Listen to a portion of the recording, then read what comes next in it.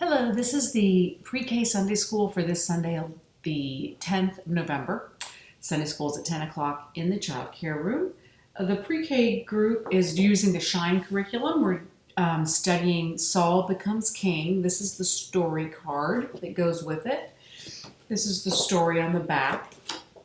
There's a lot of parentheses about puppet figures to show, which we're not doing. So you can just read the story directly.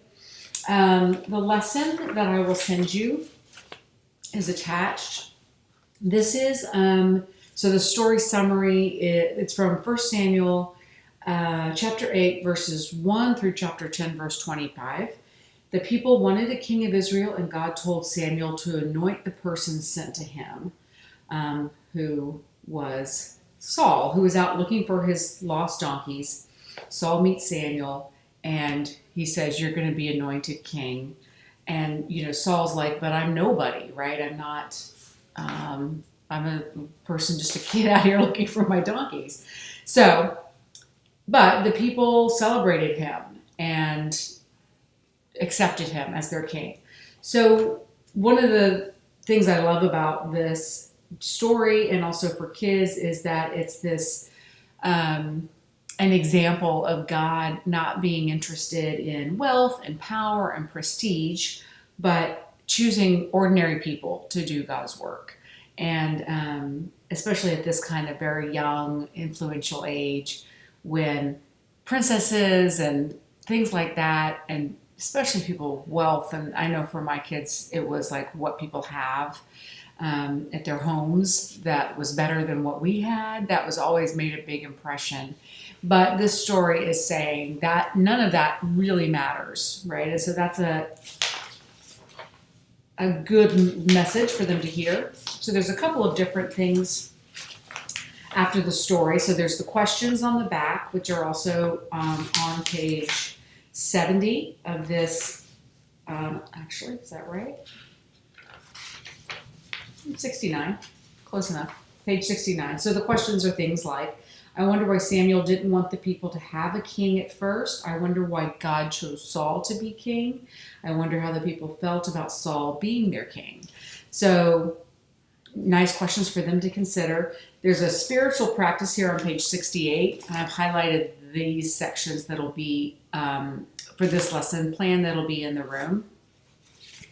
The spiritual practice is using a whispering voice to ask the children to be still, and then they repeat, "God, you are with us. We are listening to you. Amen."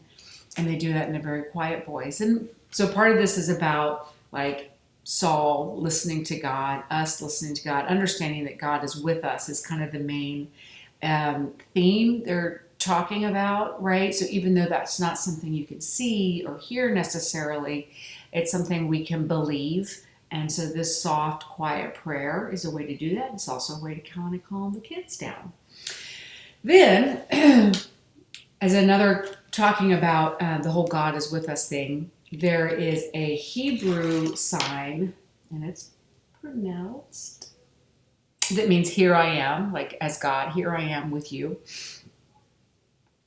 Pronounced Hineni.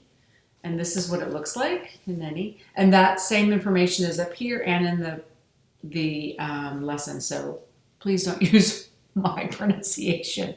But this is like on cardstock, and you can pass it around to the kids. I think it's cool for two reasons. One, it shows them a Hebrew word and a different language that doesn't look anything like ours, which is wonderful.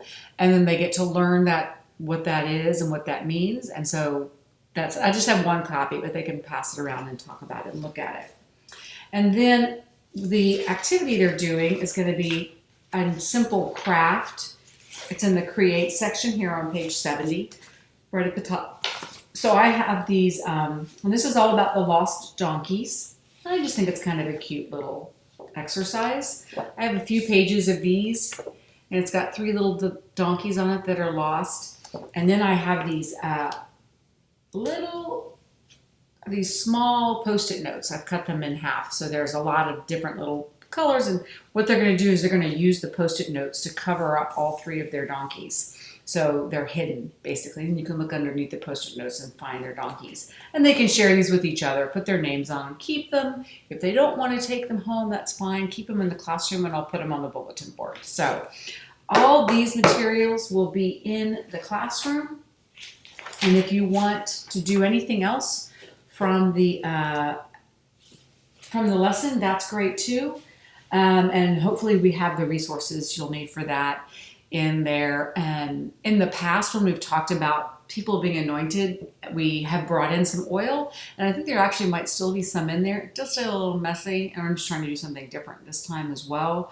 But anyway, if that's something you want to bring in and talk about, you could do that too. So thank you so much.